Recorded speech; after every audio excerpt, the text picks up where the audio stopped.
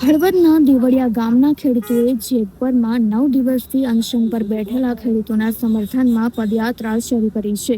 ખેડૂતોની જમીન પરથી પસાર થતા વીજ પુલના વળતર માટે ચાલી રહેલી લડતનું હજુ સુધી કોઈ પરિણામ ન આવતા ખેડૂતોમાં રોષ ભભૂકી ઉઠ્યો છે. આ પદયાત્રામાં મોટી સંખ્યામાં મહિલાઓ અને ખેડૂતો જય જવાન જય કિસાનના નારા સાથે જોડાયા હતા.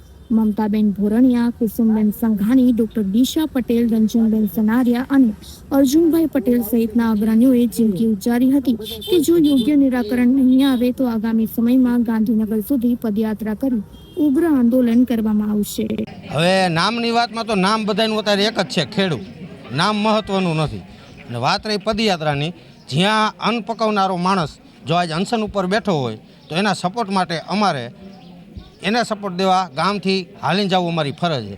એક વખત અમે ગાંધીનગર ટ્રેક્ટર લઈ આવ્યા, હવે અમારે આજે હાલીને જઈ, હવે હાલીને ગાંધીનગર લગી જવાની તૈયારી અમારી છે.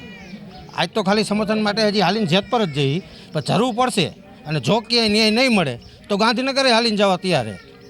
બેન સંઘાણી, અમે જેતપર બધા ભૂખ હડતાલ પર બેઠા, એને પ્રમોશન આપવા જઈ બધા, સમજા. અંદાજે 2000 માણસો હોય, 1000 બેનું, 1000 ભાઈઓ ને બધાને અમે સમર્થન, અમે ખેડૂત બધા એક જ છીએ.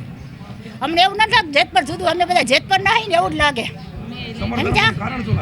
હે ન્યાય લેવો એટલે સમર્થન આપવું છે, સમજા. જમીન અમારી છે એટલે અમે આપીને સમર્થન. મારું નામ ડૉક્ટર દિશા છે અને હું ખેડૂતની પુત્રી છું અને મને ખબર છે કે ખેડૂતને પોતાની જમીન પોતાના જીવ કરતાં પર વાલી હોય છે.